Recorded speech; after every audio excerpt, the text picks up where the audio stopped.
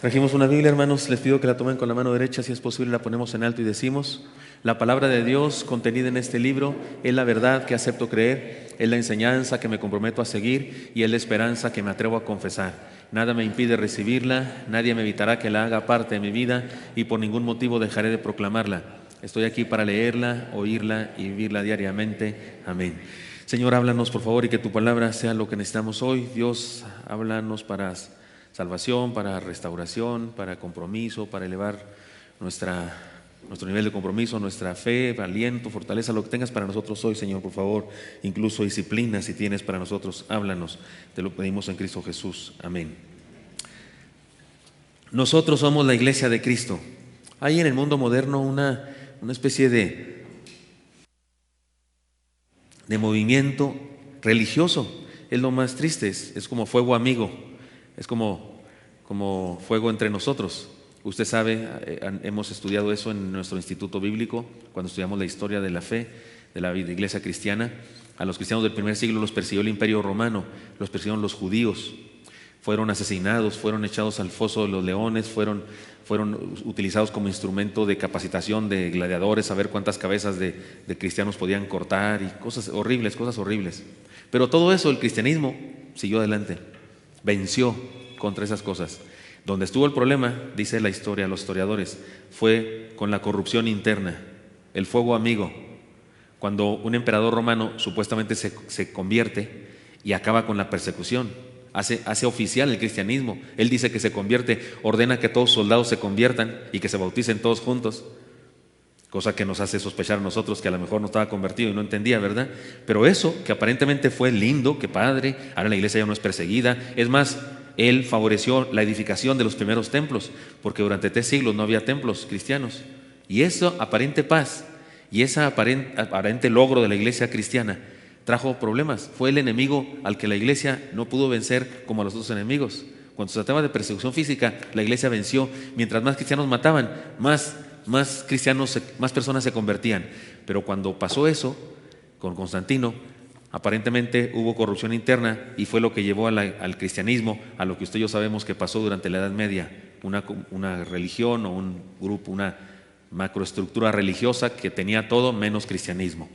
Por eso digo, es lo más peligroso cuando es entre nosotros. Y se ha levantado en el mundo moderno unas personas que opinan mal de la iglesia, que opinan que no debe existir, que el cristianismo es libre y que cada quien y esas cosas. De hecho, hay congregaciones, han surgido ya grupos que dicen eso, que no hay que tener iglesia, que hay que reunirse con quien quieras y cuando quieras y sin orden de culto y nada, así como que se piensan muy libres. De hecho, hay un meme por ahí, ¿saben esos memes que salen en internet? Así figuras que con eso dicen todo, que está un dibujo, una caricatura, que alguien que suponemos es Cristo porque tiene una corona de espinas, se le ven sus manos así como señales, y al lado de él está un edificio con una cruz arriba, que es como la iglesia, y están frente a un psiquiatra. Y le están diciendo al psiquiatra: hace rato que no nos ponemos de acuerdo, como que la iglesia y Cristo no fueran la misma cosa, no están de acuerdo. Por cierto, vi ese meme ¿cómo se dice?, en el muro de alguien, pero me dio mucho gusto que alguien le contestó y le dijo: ¿de qué estás hablando? Tú eres la iglesia y yo soy la iglesia. ¿Acaso no te llevas bien con Jesucristo, tu Señor?, le dijo esta persona. Pero hay personas hablando así. Por eso me parecía importante que ustedes y yo meditáramos en estas cosas. Nosotros somos la iglesia. Usted no puede hablar de los de la iglesia porque usted es la iglesia. Si habla de la iglesia, usted habla en primera persona. Si habla en plural, pero habla en primera persona. No son la iglesia, los de la iglesia. Nosotros somos la iglesia. Donde estén 2 congregados en su nombre, en mi nombre, dijo el Señor Jesucristo, ahí estoy yo en medio de ellos. Eso está en Mateo 18:20. ¿Significa que Dios no está presente, no es omnipresente? Definitivamente no significa eso. Sí, Él está en todas partes, pero significa que Él se manifiesta de manera especial en donde los cristianos se unen, es decir, donde nos unimos en su nombre, constituimos el cuerpo de Cristo. Ya no solamente cristianos aislados, sino el cuerpo de Cristo, la esposa del Cordero. Podemos decir que le agrada estar en la congregación de los santos. A Dios le agrada eso, le agrada estar con nosotros. Por eso también dice la Escritura que Él habita en medio de las alabanzas. Esta es una de las razones por las que no solo salvó a cada ser humano en particular, sino que también une a cada salvo con otro salvo por medio de su iglesia. Esto que hacemos nosotros, juntarnos, ser comunidad, es la iglesia, es importantísimo, no es cualquier cosa. Y no se puede sustituir por ninguna otra experiencia. Comete un grave error quien dice que cree en Cristo y no cree en la iglesia. O está diciendo que no cree en sí mismo, porque cada uno somos la iglesia. O ignora aún las cosas más elementales de la palabra de Dios quien piensa así. O ciertamente es una persona inconversa y por lo tanto no es parte de la iglesia. Porque sí, si alguien habla de la iglesia en segunda persona, pues sí, es un inconverso. Él no es la iglesia porque no es cristiano. Pero si usted y yo somos cristianos, no podemos hablar de la iglesia en segunda persona. Tenemos que hablar de la iglesia en primera persona. La iglesia somos todos aquellos que hemos sido redimidos por el Señor y hemos sido reunidos para vivir y proclamar la fe. Él nos juntó, dice, Él mismo dijo en el Evangelio, cuando yo fuere levantado, a todos atraeré a mí mismo. ¿Recuerdan eso? A todos atraeré a mí mismo. Y eso sucede con Él. Es un imán que nos pone juntos y nos pone juntos de veras, aunque seamos de diferentes contextos. ¿Cuántos son de aquí del DF? ¿Cuántos son acá nacidos? CDMXeños. ¿Cuántos son ustedes? ¿Cuántos somos de fuera? Levanten la mano los paisanos de fuera. ¿Algunos de Chihuahua, de Zitácuaro? ¿De dónde? ¿De Michoacán? ¿Alguien de alguna hermana Eudocia? ¿De dónde es usted? ¿De Guerrero? ¿De Puebla? ¿Cuántos le van a la América? ¿Cuántos le van a las Chivas? ¿Cuántos le van al Pumas? Azules, no se avergüencen. ¿Cuántos le van al Cruz Azul? No les dé vergüenza. Perdón, es una broma. Es decir, pero estamos juntos. Mire, un Cruz Azuleño escuchando a un americanista predicar la palabra. Eso sí es milagroso.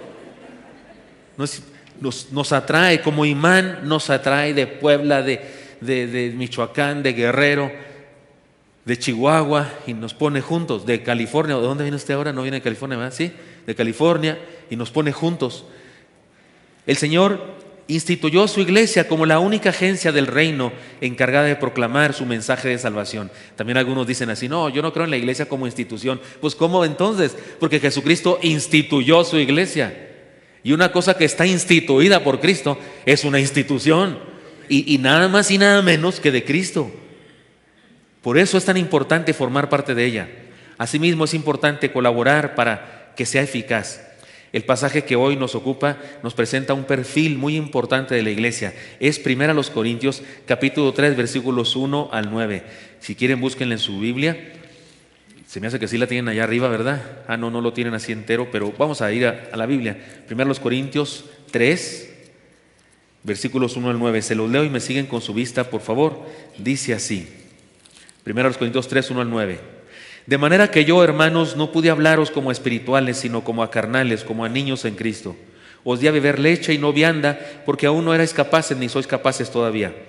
Porque aún sois carnales, pues habiendo entre vosotros celos, contiendas y disensiones, ¿no sois carnales y andáis como hombres? Porque diciendo el uno, yo ciertamente soy de Pablo, y otro, yo soy de Apolos, ¿no sois carnales? ¿Qué pues es Pablo y qué es Apolos? Servidores por medio de los cuales habéis creído, y eso según lo que a cada uno concedió el Señor. Yo planté, Apolos regó, pero el crecimiento lo ha dado Dios. Así que ni el que planta es algo, ni el que riega, sino Dios que da el crecimiento. Y el que planta y el que riega son una misma cosa, aunque cada uno recibirá su recompensa conforme a su labor. Porque nosotros somos colaboradores de Dios, y vosotros sois labranza de Dios, edificio de Dios. Amén. Hasta ahí. Gracias, Señor, por tu palabra. Permítenos entenderla bien para nosotros ahora. Amén. Entonces, aquí hay las enseñanzas que me parece que sería bueno considerar. Número 1, la iglesia de Cristo es humana, por lo tanto perfectible. Ninguna iglesia está formada por ángeles en el sentido de seres celestiales. Sí, ángeles en el sentido de mensajeros, porque todos somos mensajeros, pero no en el sentido de seres celestiales, querubines, arcángeles, ángeles. Hay gente que hace toda una nomenclatura y toda una jerarquía de estos seres. Yo creo que la Biblia no habla tanto de ellos y pues yo tampoco hablo tanto de ellos, ¿verdad? Hablo más de mi Señor Jesús. Pero la iglesia no está formada por seres celestiales alados. Sí estamos alados el uno del otro, pero no alados de alas, ¿verdad? Todos los miembros de una iglesia son terrícolas. ¿Alguien aquí no es terrícola? Ya quedamos que unos son de Michoacán y otros de Guerrero y otros de Puebla, pero alguno no es terrícola. Alguno viene de otro planeta. Yo sé que algunos sí pueden tener cara. Usted tiene un pariente que dice, ¿este cuate de dónde? Como se hace que este no lo trajo la cigüeña, lo trajo el E.T. ¿Se acuerdan de E.T. Phone Home? Pero no, somos terrícolas todos. Podemos decir, por lo tanto, que la iglesia es imperfecta, porque en este mundo no hay otra cosa que imperfección. De manera que yo, hermanos, no pude hablaros como espirituales, sino como a carnales, como a niños en Cristo. Os di a beber leche y no carne, no una tan pequeña, sino lechita, papillita, porque aún no erais capaces, ni sois capaces todavía, porque aún sois carnales, pues habiendo entre vosotros celos, contiendas y disensiones, no sois carnales y andáis como hombres. Y no les está diciendo esto Pablo a los de Corinto porque sean muy niños en Cristo en el sentido de poco tiempo de haberse convertido. No, eran grandes de edad, pero de crecimiento espiritual, eran bebés. Y eso les dice. Pablo comenzó con alabanzas, en el capítulo anterior hay alabanzas y ahora se agarra con todo. Pero nos enseña a ustedes y a mí una cosa, que la iglesia está formada por humanos. La iglesia cristiana es humana, por tanto es perfectible. Recordemos que Pablo comenzó esta carta con alabanzas y acciones de gracias por la iglesia de Corinto. Ahora lo vemos confrontándolos con la carnalidad y el pecado de las divisiones. Pero esto no significa que han dejado de ser iglesia, no. Conviene entonces reconocer tres cosas importantes respecto a la humanidad de la iglesia. Número uno, en la iglesia existen diferentes etapas en las que se encuentran sus miembros. Hay niños en Cristo. Y siguiendo con la idea de Pablo, seguramente hay adolescentes. Y siguiendo con la idea de Pablo, que habló de niños, pues a lo mejor hay jóvenes, y a lo mejor hay adultos, y a lo mejor hay ancianos. Es decir, no todos estamos en el mismo nivel espiritual. He aquí la importancia del discipulado progresivo. La mayoría de ustedes sabe lo que yo enseño aquí acerca de las declaraciones, ¿sí? La mayoría sabe eso. ¿Tenemos poder en nuestra boca para declarar cosas y para hacer milagros? No, ¿verdad? No. Pero cuando estoy saludando allá al final del culto, a veces llega una hermana y me dice, pastor, usted no está diabético, yo ya declaré sanidad sobre usted. Y le digo, pues sí, hermano, nomás que vaya y dígaselo a mi glucómetro porque sigue saliendo alto cuando me mido. Que no es cierto, no sale alto porque me cuido bien, no como nada de azúcar y corro todos los días unos buenos kilómetros. El día que menos corro 10 kilómetros, es que corro 12, 11 y una vez a la semana corro 15 y una vez al mes corro 21. ¿Cómo la ve? Sí, corro, va. Y por eso mantengo mis niveles de azúcar al ras y estoy bien, ni siquiera tomo nada. Pero esa hermana va y me dice eso. Y yo digo, ¿dónde estará aprendiendo la hermana? Pues ¿quién será su maestro? No, tiene un poquito de tiempo asistiendo a nuestra iglesia, a lo mejor viene de una iglesia neocarismática. ¿Y qué hacemos? ¿La agarramos a bibliazos? No. ¿Qué hago cuando un niño me dice una cosa que no es exactamente como es? ¿Qué hago? Nada, lo abrazo, lo beso. Es lindo eso. También los niños en Cristo se abrazan y se besan, porque hay diferentes etapas en la vida cristiana. Y hay cristianos más maduros y preguntones. En el camino de Maús, usted no sabe, pero me hacen cada pregunta. Y algunas preguntas gruesas, algunas que me han gustado mucho, que me han hecho esas preguntas, otras que no me ha gustado tanto, pero igual las he contestado, porque hay preguntas de niños también. Hay diferentes etapas en la vida de la iglesia, de los creyentes. En la iglesia también hay patologías espirituales, enfermedades. ¿Cuántos otros aquí son diabéticos como yo? Tocayos. Alguien aquí además no es diabético, o a lo mejor sí, como yo, colecciona y tiene la celiaquía. ¿Alguien es celíaco aquí? ¿También es celíaco? Tocayo, qué bárbaro, usted y yo nos parecemos en todo.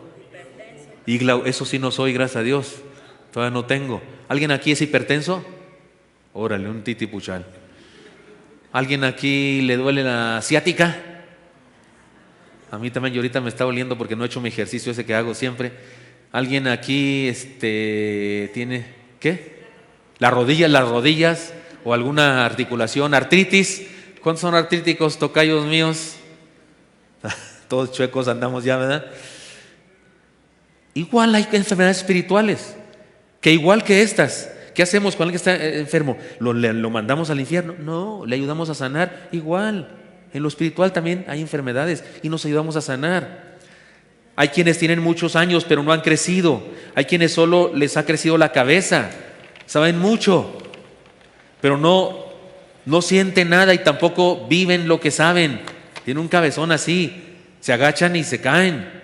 ¿Sí sabe por qué En Yucatán están prohibidas las serenatas, ¿sí sabe? Porque sale la muchacha, se asoma y se cae. Perdón, no es cierto. Pero hay quienes son así, tienen la cabeza llena de datos, ideas, pero no sirven, no hacen nada. Hay quienes ignoran todo, no saben nada, pero cómo sienten, se la pasan sintiendo. Es que yo siento esto y es que yo siento lo otro. Viven por emociones y lo que hacen lo hacen mal. Hay quienes hacen y hacen y hacen y hacen, les gusta, son activistas, pero ni saben nada ni sienten nada. Nomás están acostumbrados a hacer. Hay quienes tienen un enorme embudo en la cabeza, todo lo que escuchan se lo creen, aunque existen ideas que se contradicen entre sí. O sea, creen cosas que se contradicen entre sí, pero las dos las creen. Estoy hablando de unos personajes que aparecen en el Venid y Ved. ¿Ya me captaron eso? ¿Cuántos toman Venid y Ved? En el Venid y Ved hay un módulo que se llama La Edad del Porqué, y ahí hablo de esos y pongo estos personajes. Estos son los que no tienen una identidad definida, los que todo lo creen. No saben lo que creen, no saben por qué sienten lo que sienten y tampoco está bien claro por qué hacen lo que hacen. Algunos de estos perfiles se pueden mezclar en diferentes miembros de la iglesia, pero mejor paremos para no ponerles nombres. Hay enfermedades, sí, y pues ¿qué hacemos? Y más con la confusión que hay en el mundo, con el canal enlace, peor, ahí es virus de enfermedades el canal, porque más contamina con ideas que salen ahí en ese lugar, de esa televisora. En la iglesia también hay distorsiones de la vivencia de la fe. ¿Y cómo no iba a ser así con las condiciones anteriormente mencionadas? Pablo no está tratando de condenar a los creyentes de Corinto. Más bien los está confrontando con sus problemas para una vez que los han aceptado y entendido puedan vencerlos. Acuérdese, esta especie de condenación o crítica con respecto a cristianos bebés, cristianos que no han crecido, cristianos débiles, cristianos carnales, esta crítica está en una carta de amor. O sea, Pablo le escribe una carta a unas personas a las que ama entrañablemente. Entonces se vale disciplinar, entonces se vale decirnos cosas y exhortarnos. No está mal, es bueno. Y él les habla y les dice, no, hombre, ustedes ni ahorita les puedo hablar como a espirituales, no se puede, no han crecido ustedes, son carnales, no entienden las cosas espirituales, ¿sí o no lo dice? Entonces, se vale eso. En la iglesia somos humanos y nos disciplinamos y nos exhortamos y nos demandamos unos a otros. ¿Para qué? Para hacernos un bien. La iglesia necesita entender que no es perfecta, sino humana. Y el ser humano es tan imperfecto que ni siquiera es perfectamente malo. Me han oído decir eso ya. Yo creo que los seres humanos somos tan imperfectos, que hasta para ser imperfectos somos imperfectos. ¿Sí se capta? O sea que hasta para ser malos somos malos. O sea que ni ser malos nos sale bien. ¿Sí me expliqué? Porque no negará usted que en toda persona, por muy mala que sea, puede haber un rasgo de bondad. ¿Cierto o no es cierto? Mira, un ejemplo, los pandilleros, los drogadictos, entre ellos son bien leales. ¿Sí o no es cierto? Hay algunos que dan la vida por sus cuates, ¿sí o no es cierto? Son leales, tienen ciertos pactos de hermandad que los hicieron y no sé qué, y los cumplen. Y usted y yo, sí, pero son mal, sí, son, y rateros y lo que usted quiera, pero tienen rasgos, porque el hombre es tan malo que ni para ser malo es bueno. Ahora bien, para identificar estos tres problemas, Pablo les presenta tres evidencias básicas. Él está diciendo, son carnales ustedes, son niños, y les da tres evidencias: celos, sentimientos y actitudes producto de la envidia, contiendas, egoísmo en las relaciones humanas y ausencia de amor, disensiones, división en el trabajo y total ausencia de unidad. Esas son evidencias de la carnalidad. Cuando cada quien jala para su rancho, cuando cada quien, como dice, lleva agua a su molino. ¿Así se dice esa frase? La iglesia somos una unidad, estamos unidos todos. Por eso hay departamentos. Y si usted no puede venir a ese departamento, porque no puede, trabaja esa hora, está bien, pero échele porras. Invite a otros para que sí vayan, aunque usted no pueda. Échele porras. Pero los celos, las contiendas, las disensiones, eso, señal de carnalidad, de infantilidad, si se puede decir así. No sé si existe esa palabra. Infantilismo, tal vez mejor. Por eso se hace necesario que nos exhortemos unos a otros, que nos reprendamos unos a otros e incluso que nos disciplinemos. La Biblia habla de la disciplina y esta no solo es correcta, sino necesaria para vivir en pos del proyecto de Dios. Nadie debería pensar que este pasaje y este sermón es solo para una determinada iglesia, como la de Corinto. Si nuestra iglesia está compuesta por personas, es decir, de seres humanos, entonces este mensaje es para nosotros. Esa palabra de Pablo es para nosotros también, porque somos gente normal. Para buscar la perfección necesitamos entender nuestra imperfección. ¿Captó eso? ¿Escuchó eso? Para buscar la perfección necesitamos entender nuestra imperfección. Quien no acepta su imperfección jamás irá en camino hacia la perfección. Por eso, qué bueno que alguien me exhorte. Me está ayudando a lo mejor a ser mejor persona. No a lo mejor, me está ayudando a ser mejor persona. En segundo lugar, la iglesia de Cristo es divina. Ya dijimos que es humana, por lo tanto, perfectible, pero hay que decirlo también, es divina. Por lo tanto, tiene una fuerza fundamental en su interior. El problema de los hermanos de Corinto no era la ausencia de poder. Dios estaba con ellos. El problema era dónde creían ellos que se hallaba la fuerza. Esta es la razón por la que Pablo les ubica y les declara tres cosas fundamentales respecto a la fuerza y la vitalidad de la iglesia. El texto dice: porque diciendo el uno, yo ciertamente soy de Pablo, y el otro, yo soy de Apolos. ¿No sois carnales? ¿Qué pues es Pablo y qué es Apolos? Servidores por medio de los cuales habéis creído, y eso según lo que a cada uno concedió el Señor. Yo planté, Apolo regó, pero el crecimiento lo ha dado, ¿qué dice? Dios. Así que ni el que planta es algo, ni el que riega, sino Dios que da el crecimiento. ¿Sí está en la pantalla? Y lean el último versículo conmigo, el versículo 8.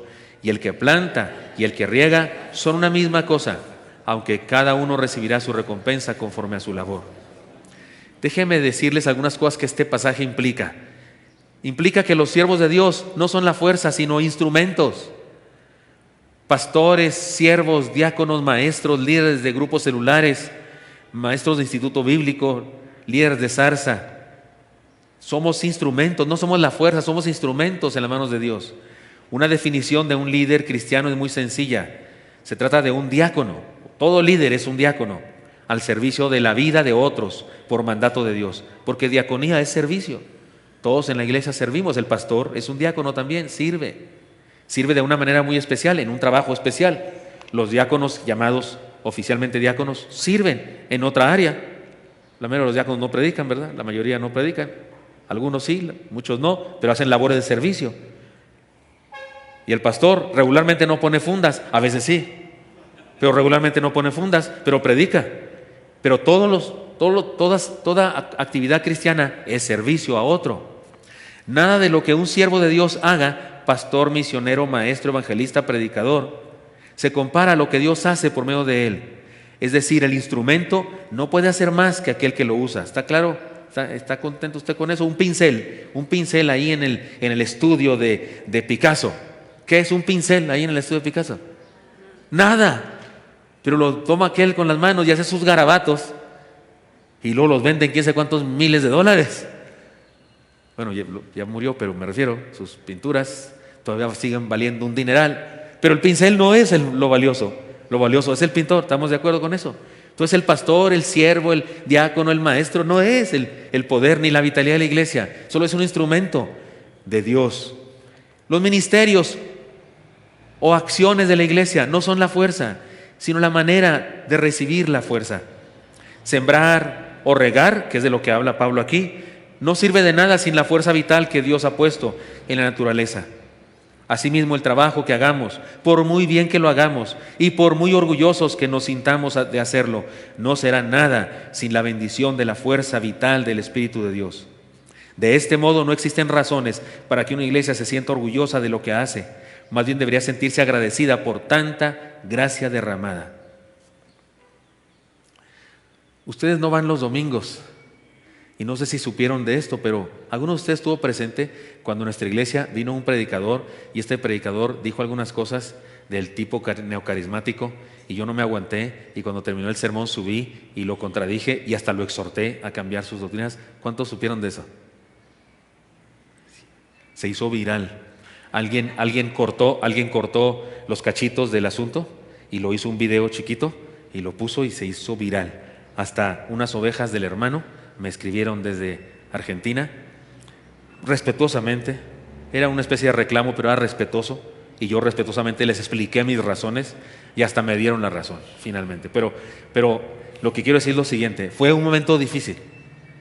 El hermano predicó un buen sermón, pero no era ni evangelístico ni nada, era un sermón para la congregación, de compromiso de la congregación. Lo hizo a las 8 y a las 10 y no dijo ninguna cosa rara. Para las 12, que era el último y más asistencia, dijo que a veces el Espíritu Santo nos toma y nos tumba y nos habla en lenguas, y hasta dijo, espero que no sea controversia o no sé qué, pastor, dijo, todavía hasta dijo. Y yo oré ahí al Señor y dije, no puede ser, yo me la paso tirándole a esas ideas, y luego viene que además yo ya sabía que él creía así y había tenido la intención de no invitarlo, pero él supo eso y le pidió a una amiga en común que tenemos que por favor me convenciera de que sí lo invitara, comprometiéndose que no iba a decir esas cosas. Así es que la cosa era más grave. Pero a donde quiero llegar es lo siguiente: se puso tensa la cosa, porque mientras él estaba hablando y diciendo esas cosas, estoy seguro que en el auditorio la gente está, ¿qué? Y estoy seguro que la pregunta era, ¿qué va a hacer el pastor? Si él lo invitó, yo pienso que estaba pasando eso. Eso lo analizo ahora. En ese momento yo no analizaba eso, no me importaba eso. Yo oré al Señor, Señor, ¿qué hago? Soy el responsable de enseñar aquí las cosas, y este viene y dice otras cosas. ¿Qué hago, Señor? Oré al Señor y percibí que el Señor me decía, tú eres el responsable, pues corrige lo que tengas que corregir. Igual que un maestro se sube y cuando el alumno subió y escribió mal, borra y dice, así es, ¿verdad? Entonces subí yo y lo hice. Estoy seguro que había tensión en todo. Pero para los que no fueron y se enteraron por el chisme del internet, para los que no fueron, déjenme decir lo que pasó después. Fui respetuoso, hasta le eché porras. Es más, dije que compraran sus libros, porque sus libros son de historia, no sobre el Espíritu Santo. Y es un buen historiador. Hasta dije, y le di gracias por su sermón, le dije que apunté muchas cosas que me enseñó, pero que eso que estaba diciendo era de otra manera. Y después de que lo exhorté y todo, hasta le dije, usted es una persona importante que anda por todo el mundo, debería analizar sus ideas. Después de eso, por alguna razón, el Señor, el Espíritu Santo me hizo hacer una invitación a aceptar a Cristo. ¿Cuántos sí estuvieron en el culto? No solo se enteraron. ¿Pasaron, hermanos? Muchos. Yo te dije, ¿y quién los hizo pasar a estos? Si el sermón ni evangelístico era. Y no solamente no era sermón evangelístico, sino después del sermón, sube a corregir la cosa. Y entonces lo que queda claro aquí es que entre pastores no están de acuerdo y que hay doctrinas equivocadas. O sea, yo dije, todo mal. Y luego se hace invitación y pasan. Otra vez se comprueba, los pinceles pueden ser corrientes, pero si el pintor del universo los usa, milagros acontecen. Estoy hablando claro. Por eso pasó ese día eso. De hecho, creo que ese asunto, esa ocurrencia mía de invitar, no fue mi ocurrencia. No soy tan listo para hacer eso. Es más, por listo no hubiera hecho invitación. Si fuera listo no había hecho invitación, diría, ¿quién se va a entregar a Cristo ahorita? Pues estamos aquí peleándonos yo aquí enfrente, y a nivel mundial, porque por internet, y todavía hago invitación. ¿Quién va a pasar? Todos están pensando en el pleito, todos están pensando que no fue pleito ni nada, pero digo, todos están pensando en que aquí se corrige la plana, y que para qué lo invita, y por qué si lo invita lo corrige, y el otro por qué dice eso si no es cierto. Yo dije, eso está en el aire. Si yo fuera listo, pensaría todo eso y digo, no invito, vamos a orar, bendícenos a pesar de todo y sana tú lo que esté aquí enfermo y ya. Pero no, Dios me puso a invitar y sucede el milagro. ¿Por qué? Porque los ministerios o las acciones que la iglesia hace no son la fuerza. No, la fuerza está en Dios. Es Él. No existen razones entonces para sentirnos orgullosos de nada, solo agradecidos de que Dios nos quiera usar. Los hombres y mujeres de una iglesia no le dan la fuerza vital, pero sí pueden. Aquí está bien importante: los hombres y mujeres de una iglesia no le dan la fuerza a la iglesia, la da Dios. Pero aquí está lo triste y lo grave: pero sí pueden debilitarla. Ese es nuestro problema. No somos la fuerza, pero sí podemos oponernos a la fuerza y evitar que suceda. Sí lo tengo en la pantalla, me le pueden picar ahí. Gracias. No es eso, pero no le hace. Era anterior, pero tal vez no está. Déjame lo explico. Es un hecho que el problema de Corinto consistía precisamente en que debilitaban el testimonio de la iglesia por su comportamiento. El partidismo es un pecado que deteriora el ministerio de la iglesia. Por si fuera poco, hacer partidos, yo soy de este, yo soy de aquel, constituye un pecado de desprecio a la obra de Dios. Es decir, exaltar al hombre también significa despreciar a Dios. Además, causa discordia entre los hombres, incluso entre los siervos de Dios. En Corinto se tenía una equivocada visión. Pensaban que la fuerza estaba en los hombres que Dios usaba y en los ministerios o acciones que se realizaban, y estaban equivocados. Pero no estaban vacíos de Dios, no. Pablo no les dice, bola de pecados, se van al infierno todos, esta iglesia no sirve. No, Pablo solo les exhorta para que maduren, pero él dice, pero aquí está Dios entre nosotros, Él es el que da el crecimiento, Dios estaba entre ellos. La iglesia de Corinto es la iglesia a la que yo no quisiera que Oreb se pareciera. Cuando alguien dice, es que hay que ser como la iglesia de la Biblia, ¿como cuál, Dios mío? ¿Como cuál? Como la de Corinto, no. Como la de la Odisea, no. Como la de Esmirna, más o menos. Como la de Filadelfia, amén. Pero como la de Éfeso, como la de Tiatira, como la de Pérgamo, no, estoy hablando de las del Apocalipsis. De las 7 iglesias del Apocalipsis, a 7 las puso como campeonas el ángel que habló con Juan. Solo a 2 iglesias aparentemente no les dio reproche alguno, a Filadelfia y a Esmirna. A las otras 5, no hombre, les dijo inmaduros y les dijo miserables, pobres, ciegos, desnudos. Así le dijo a los de la Odisea.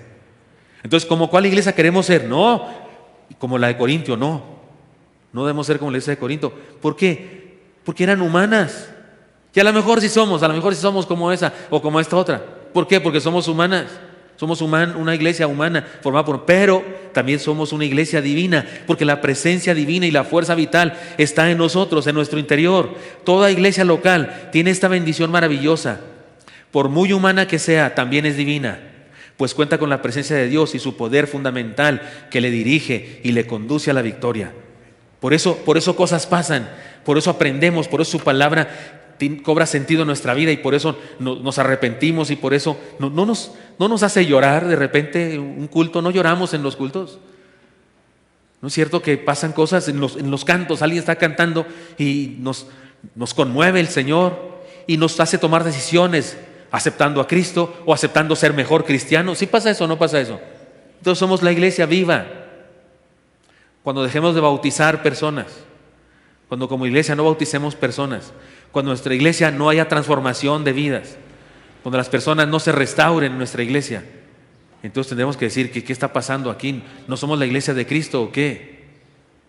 Pero mientras hay un Dios que nos ama, a pesar de que somos muy humanos, me da risa porque usamos la palabra humanidad para referirnos a algo bueno, no, es que esta persona es muy humana. ¿No decimos eso? De alguien, no sé, alguien que le recoge un perro en la calle, por ejemplo, y lo lava y no sé, se lo lleva a su casa y lo ayuda, ¿no? Es que es muy humano, ¿verdad? Decimos. O es que esa persona tiene mucha humanidad. Pues ¿sabe qué? Humanidad es imperfección. La próxima vez que le quiera decir a alguien, eres bien imperfecto, dile, eres bien humano.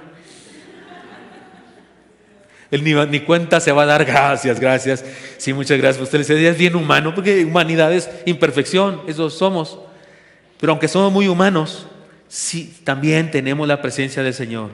Por muy humana que sea, también es divina la iglesia, pues cuenta con la presencia de Dios y su poder fundamental que le dirige y le conduce a la victoria. Por eso deberíamos tener paciencia los unos con los otros.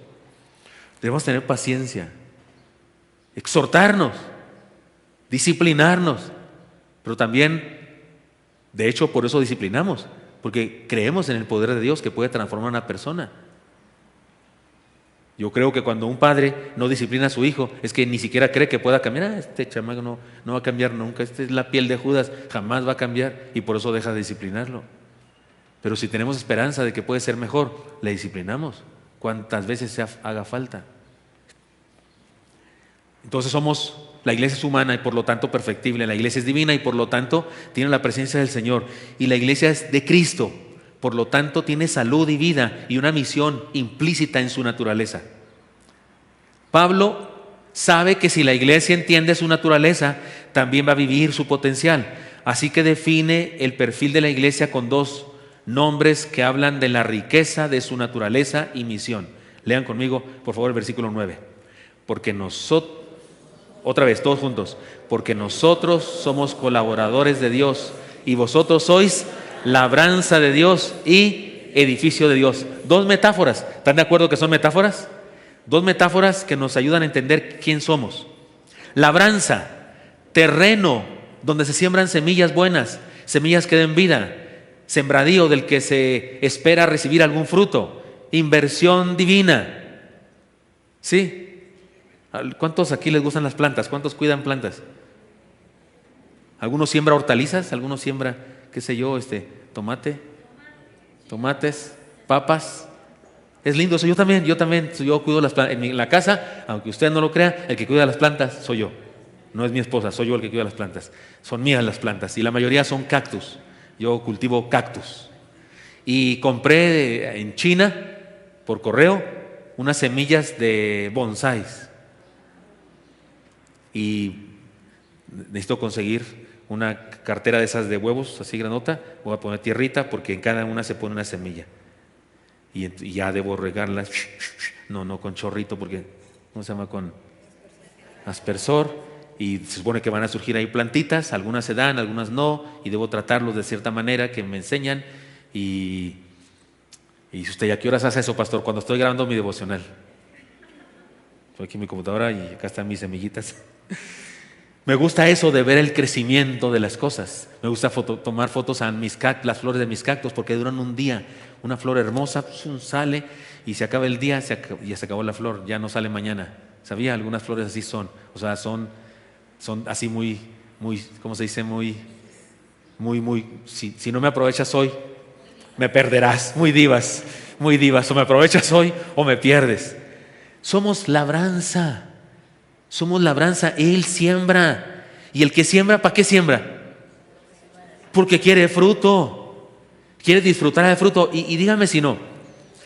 Por eso pedía, porque no somos labradores. Usted y yo no sembramos maíz, trigo y esas cosas. No, o a lo mejor algunos sí, pero la mayoría no, nomás plantitas y eso. Pero el labrador, el que siembra trigo y maíz, no solo espera comerse unos elotes y comer tortillas de maíz, también el gozo de verla crecer. También el gozo de ver eso, ese crecimiento, de ver su rancho ahí, el sembradío, el placer de eso. Sí, por supuesto, el fruto, el dinero, porque vende esas cosas. El que siembra, qué sé yo, los que siembran árboles, por ejemplo. Los que siembran árboles invierten mucho tiempo porque usted siembra un nogal, el que da nueces, y no le da nueces para el otro año. ¿Están de acuerdo conmigo? Ni para el otro, ni para el otro. Algunos árboles tardan un montón hasta que empiezan a producir. Algunos son más rápidos, los limones, las manzanas son un poquito más rápidos. A un chiquitito, a una ramita y ya echa su manzanita ahí, su intento de manzana, ¿verdad? Usted se le dice, ay, ternurita, esfuérzate más, ¿verdad? Sí, alguien tiene así un arbolito en mi tierra se cultivan las manzanas. Y aún la ramita ahí y una manzanita ahí desabrida, horrible, porque todavía no está haciendo sus pininos. Así es que algunos árboles incluso la inversión es de mucho tiempo. Estoy diciendo todo esto para que usted y yo entendamos. Eso es la iglesia para el Señor, su labranza. Porque dice que es labranza de Dios. Él siembra en nosotros. ¿Y usted cree que no trata bien su tierra? Él es buen labrador. Es responsable el labrador. O sea, siembra bastante semilla y de la mejor. Así es que tengamos cuidado con eso. Somos labranza de Dios. Además dice edificio, construcción que crece, instrumento útil para propósitos divinos. Aquí necesitamos un ingeniero. ¿Alguien ingeniero aquí? ¿Cómo se llama el otro? El que hace plano, arquitecto. ¿Usted es arquitecto? ¿Ingeniero? ¿Civil? ¿También usted? ¿Ingeniero? ¿Y hacen edificios? Ah, muy bien. Muy bien, entonces saben de eso. Que hace un plano, ¿no es cierto? Hace un plano, mide el terreno, considera si el terreno es hábil para ese edificio, tamaño de edificio, ¿no es cierto?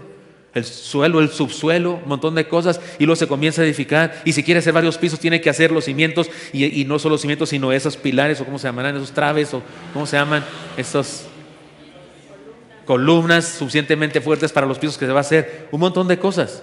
Y eso es la iglesia, y él es el ingeniero. Pablo dice que él era el perito arquitecto. Es como que le hace caso al ingeniero y hace lo que le digan, decía Pablo. Pero qué hermoso que Dios diga eso de nosotros. Eso somos nosotros. Así es que, ¿quién nos está edificando? Dios. No es el pastor, ni los pastores, ni los siervos, ni los diáconos, ni los maestros. Es Dios. Todos los demás somos chalanes. chalanes de Dios. Me gustó la idea de un pastor que me dio un día su tarjeta. Y su tarjeta dice, copastor, fulano de tal. Yo le dije, ¿no eres el pastor principal? Dijo, no. Entonces, ¿quién es? Y me dijo, Cristo. Tómala. Sí. Tenía razón. O sea, su tarjeta dice copastor. Aunque es el pastor, él, no hay, hay otros copastores, pero él es el pastor, pero él da por hecho que no, en realidad soy el copastor, porque hay otro que es el pastor. Tiene razón. Ahora, es un asunto espiritual. Humanamente hablando, él es el pastor principal, pero él puso su tarjeta en la terminología espiritual, ¿sí me explico? Y se puso a sí mismo copastor. Sí, todos los demás somos chalanes, copastores del Señor. Y 3 cosas por lo menos nos dicen estas 2 palabras respecto a la iglesia.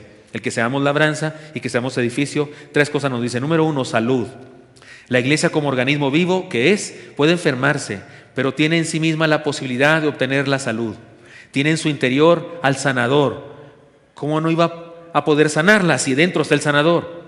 Los campos sufren sequías, plagas que acaban con plantas y árboles, heladas que evitan que los frutos crezcan, incendios y sobre todo semillas de cizaña, pero cuentan con un sembrador y dueño de la viña que es infalible. ¿No hará todo lo posible para dar salud a aquello en lo que ha invertido su vida? Los caracoles son malos para las plantas, ¿no es cierto, hermanos?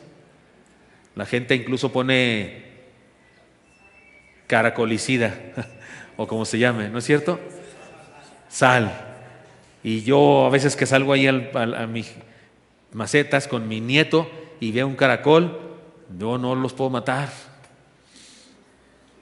No soy tan cruel, me los como. Sí se comen, pero no, si agarro nomás uno para que no sirvan mucho, pero voy con mi nieto y lo agarro y lo veo ahí prendido de una hoja de mi planta, chupándole toda su savia.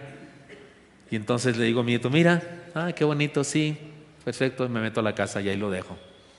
Porque no me da, ¿cómo se llama? No los mato, de hecho, no puedo hacerlo. Pero son poquitos, gracias a Dios. Si fuera plaga, sí haría algo al respecto. Pero Dios es el dueño de todo. Él sabe lo que está bien, lo que está mal. Él sabe de las plagas, Él sabe de las sequías, sabe de los pulgones. A los cactus le sale una cosa ahí como un algodoncillo, le dicen algunos, pero son animalitos, son los animales. Algunos son hongos y algunos son animales vivos, tipo insectos que hacen así una colonia en el cactus y se ve blanco y hay que rasparles, quitarlos, echarle insecticida, lo que sea. Dios sabe eso, Dios sabe eso. Puede usarnos a nosotros para echar el insecticida, pero Él sabe eso. Está con nosotros. Pero la iglesia entonces, como labranza, necesita salud, vida. Cuando las semillas se arrojan al campo, cuando se riegan y se cultivan los brotes, podemos notar algunos cambios superficiales, pero en el fondo no somos capaces de percibir totalmente el milagro de la vida. Dios da el crecimiento, de Él emana la vida y de nadie más. Nosotros hacemos lo nuestro, pero Dios da el crecimiento en su iglesia porque ha puesto en ella el don de la vida que fructifica. ¿Cuántos en su escuela, cuando eran niños, hicieron el experimento aquel de un frijol en un algodón húmedo o un algodón con agua? Es típico en nuestro país, ¿verdad? Y ahí va usted muy contento con su frasco y no hay un malvado muchacho que se lo corta o se lo quiebra, y el suyo era el más grandote y se pelea y llora. Pero es que eso es un milagro. Si es bueno que enseñemos eso a nuestros hijos, si es bueno. Es más, voy a hacer eso con mi nieto. Ahora que lo vea, el lunes que lo vea, algo, porque se va viendo la vida, ¿no? Y el siguiente día otro cachito. Usted no lo ve crecer, pero se va y viene otro día y ya está más grande, ¿no es cierto? Y es precoz. Eso del frijolito es un asunto muy veloz, es rapidísimo. Perdón, en 3 días. Y es impresionante eso. Pues hay vida, en la iglesia hay vida, por eso gocémonos de eso. El miércoles les decía a los hermanos que vienen miércoles tuvimos un culto muy lindo. Siento yo que fue muy nutrido más que en otros cultos de miércoles. Y estuvo muy, muy lindo nuestro culto de miércoles, no sé cuántos vinieron. Y les decía, vean los hermanos, gocémonos, qué bendición, qué privilegio. Y el sermón era sobre eso, Filipenses, en donde todo es plural, en Filipenses todo es comunidad. Y resulta que es un gozo eso, porque Dios ha puesto vida en su iglesia. Somos labranza de Dios, edificio de Dios. Y además, nosotros hacemos lo nuestro, pero Dios da el crecimiento en su iglesia, porque ha puesto en ella el don de la vida que fructifica. Pero además nos habla de misión, además de salud, vida, nos habla de misión. Ahora bien, tanto la imagen de la labranza como la del edificio hablan de una misión. La labranza, alimento, ¿no? Provisión de alimento. El edificio, protección, ¿no? De las necesidades básicas de la pirámide de Maslow, ¿sí? Es de lo primero que hay. Las necesidades fundamentales de sustento, abrigo, ¿no es cierto? Habla de algo que se espera de la iglesia. Habla de su propósito. La iglesia es la inversión más importante de Dios. Así que Él espera algo. Él espera frutos de vida. El edificio de Dios nos remite a pensar en un templo cuyo propósito es manifestar la presencia de Dios y dar la oportunidad a los hombres de acercarse a Él. ¿Se acuerdan cuando el Señor Jesucristo realizó aquella hazaña, aquella situación que fue criticado por los religiosos de aquella época? Ya habían decidido matarle, pero ese día dijeron: no podemos seguir tolerando esto. Cuando entró a Jerusalén y purificó el templo, así se le llama ese evento, la purificación del templo. ¿Recuerdan eso? Algunos piensan que el problema era que vendían cosas, y sí era malo el asunto, porque ya hemos dicho, no era solo una kermesse, porque hay gente que piensa que en las iglesias no se deben hacer kermeses como hacen los católicos, o no se debe hacer venta de cosas porque es muy malo. No fue lo que condenó el Señor Jesucristo, no era cuestión de la venta, no, era cuestión de la trampa que había. Les explico para los que no saben esta historia o no saben este detalle. Ahí alrededor del templo se vendían ovejas, palomas, se vendían también materiales como harina y panes y demás para ofrecerlos en los rituales religiosos judíos. ¿Y usted no podía traer una oveja de su casa? Sí, podía traer una oveja de su casa, pero había una comisión que la analizaba y ninguna oveja que usted traía pasaba en la revisión. No, esta está mal, está defectuosa, no, está muy fea, huele muy mal. Pues huele a oveja, ¿qué quieres? Usted no le aceptaban eso, le decían: tienes que comprar una de aquí. Y por supuesto que las de ahí valían lo doble. ¿Captan la idea del trueque? Y así mismo se vendían palomas y de todo. Y usted no podía ofrendar a Dios con su dinero. No, ese es dinero pagano, ese es dinero sucio, ese es dinero pecador. Tienes que cambiarlo por el dinero del templo. Y había una moneda del templo. Entonces tenía que ir con los cambistas, por eso el texto dice de los cambistas, dice que tiró las mesas de los cambistas. Usted tiene que ir con los cambistas a cambiar el dinero pagano, supuestamente por el dinero santo. Pero qué curioso, ellos se quedaban con el dinero pagano. ¿Verdad? Qué curioso, ellos sí lo querían. Pero por supuesto que al cambiar su dinero, igual que en una casa de cambio aquí, pues le birlaban a usted una lana. Eso era lo malo de eso. Pero ¿qué cree? Eso no fue lo más importante para el Señor. No fue la razón por la que hizo eso. Durante sus 33 o 35 años que vivió entre nosotros, lo que haya sido, eso siempre sucedió en el templo. Y Él solamente una vez lo hizo. Esa última vez, cuando ya iba camino a la cruz. ¿Cuál era la idea? ¿Qué fue la enseñanza? Él lo dijo. En Marcos está más completa la frase. Mateo no lo puso porque tal vez, como Mateo estaba escribiendo a los judíos, no quería ofenderles, no quiso poner ese detalle, pero Marcos pone la frase completa. Jesús dijo: mi casa es casa de oración para todas las naciones. En Mateo no aparece esta última frase, para todas las naciones, pero en Marcos sí. Marcos no le importaba, Marcos no escribió para los judíos, escribió para todos y puso la frase completa. Mi casa es casa de oración para todas las naciones. Y ustedes la han hecho cueva de ladrones. ¿Qué habían hecho los judíos? Habían hecho atrios alrededor, a donde no podía pasar la gente. Y Jesús dijo: si mi casa es casa de oración para todas las naciones. O sea, lo que más molestó al Señor fue el incumplimiento de la misión. ¿Qué le había dicho Dios a Abraham? En tu simiente, ¿qué le dijo? Serán benditas todas las naciones. Y ellos creyeron que su nación iba a ser bendita por todas las naciones. Y no, de ellos debía partir la bendición a todos. Así es que la iglesia es labranza y ese edificio, porque tiene una misión. Habla de algo que se espera de la iglesia. Habla de su propósito. La iglesia es la inversión más importante de Dios. Así que Él espera algo. Él espera frutos de vida. El edificio de Dios nos remite a pensar en un templo cuyo propósito es manifestar la presencia de Dios y dar la oportunidad a los hombres de acercarse a Él. Experimentemos salud espiritual, compartamos vida y cumplamos con nuestra misión. Así es que 3 enseñanzas. La iglesia de Cristo es humana, por lo tanto es perfectible. La iglesia de Cristo es divina, por lo tanto tiene una fuerza fundamental en su interior. Y la iglesia es de Cristo, Por lo tanto, tiene salud y vida y una misión que implica su naturaleza, quién es la iglesia. Por eso déjenme ir a un desafío entonces para todos nosotros. La iglesia juega algo fundamental, un papel fundamental en el cumplimiento del plan de Dios. Así que resulta difícil colaborar con el Señor y no hacerlo por medio de la iglesia. Ojo con eso. Lo digo por este movimiento que está surgiendo en el mundo. Ahora que fui a Chihuahua, fue una tristeza de algunos ex ovejas míos, amigos míos, todavía amigos, que no van a la iglesia. Porque alguien les enseñó que no hace falta. No, que hay que reunirse en una casa y cuando quieras y cuando no quieras. Dice, me siento muy libre, ya no estoy obligado todos los domingos tener que ir. Muy libre. A mí no me obliga a venir los domingos. De hecho, me encantan los domingos. Sueño que sea domingo para venir. Me encanta reunirme con la iglesia. ¿Quién dijo que es obligatorio? Pero me decía hasta, pues no, los domingos nos vamos al cine, nos vamos a campos. Pues sí, qué padre, pero ¿dónde quedó lo que Jesucristo dijo? Que Él fundaba su iglesia. Ahí esa idea. No. Resulta absurdo querer decir que quiero colaborar con el Señor en cumplir sus propósitos y no lo voy a hacer por medio de la iglesia. Es su iglesia, la agencia instituida por Él para que realice sus propósitos. Muchos creyentes se quejan de las cosas malas que hay en la iglesia y seguramente tienen razón, por supuesto, yo también me quejo. De hecho, ellos forman parte de los problemas de los que se quejan. Pero la iglesia del Señor tiene en sí misma la posibilidad de sanarse por la gracia de Dios, por la presencia del Espíritu Santo. Tiene la posibilidad de producir vida por la presencia del resucitado, el Señor Jesucristo. Es decir, y tiene la posibilidad de cumplir con una misión que Dios el Padre le ha dado. Así que, hermano mío, no hables mal de la iglesia, porque tú eres la iglesia. La iglesia no es una entidad ajena a ti.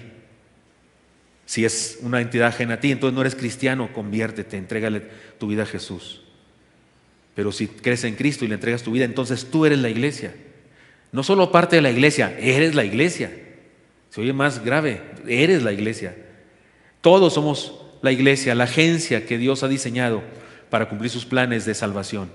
Unámonos con Él y en su iglesia. Unámonos con Él y en su iglesia. Prediqué este sermón hace mucho en Oreb. No lo preparé para hoy. No, así tal cual está, lo preparé hace mucho. En otra época en la que prediqué todo primero a los Corintios. A lo mejor ustedes todavía no venían.